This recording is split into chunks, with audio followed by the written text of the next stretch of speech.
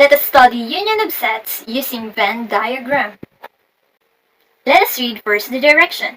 Find the union of the following sets. Set A has the elements 1 and 2 and set B has the elements 3, 4, and 5. From our last lesson, universal set and subset, we studied that we can use rectangle to represent the universal set. And we can use circles to represent the subset. Observe, are there common elements between A and B? That's correct. There are no common elements, and therefore, A is not a subset of B and B is not a subset of A.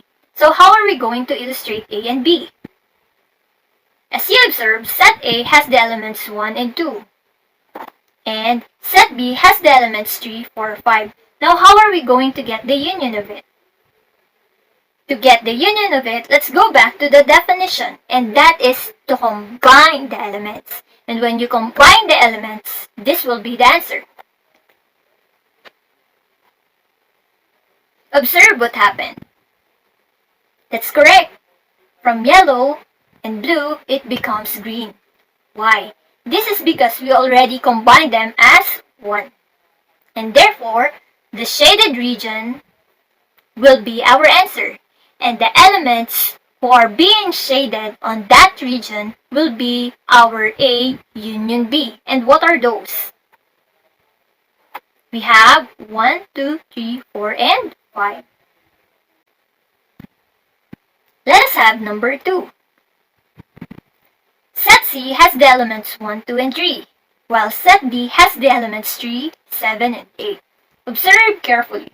Are there common elements? Yes, there are common elements. And what is that element? That's correct. That is 3. Now, if we're going to write it, or if we're going to represent it, we must show that 3 is part of C and 3 is also a part of D. Now, how are we going to do that? That's it. As you observe, set C has the elements 1, 2, and 3, while set D has the elements 3, 7, and 8. Observe that 3 is between the circle of C and the circle of D. That is because 3 is part of C and 3 is part of D. Now, how are we going to find C union D? So again, we'll just combine them as one. And therefore, the shaded region will be our answer.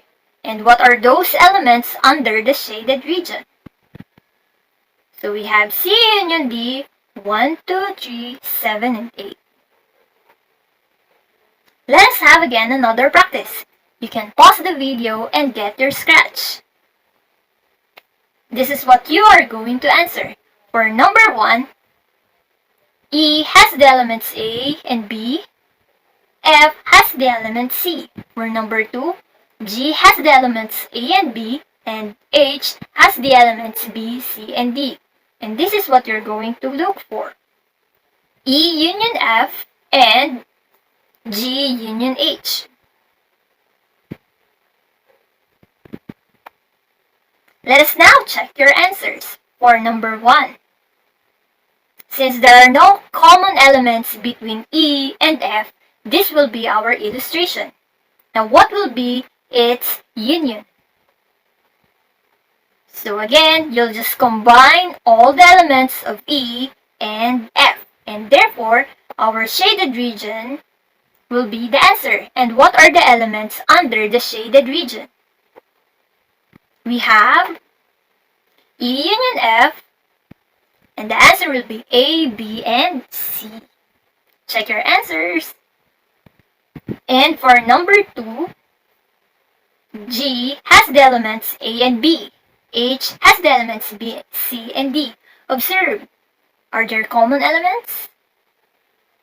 Well, if yes, what is it? It's correct. B is common to them. And therefore, your illustration will be like this. A and B is part of G. B, C, and D is part of H. Now, what will be its union? So again, just simply combine the elements, and the elements of G and H will be the union of it. And therefore, our shaded region will be our answer. And what are the elements under E? That's correct. We have A, B, C, and D. That's all.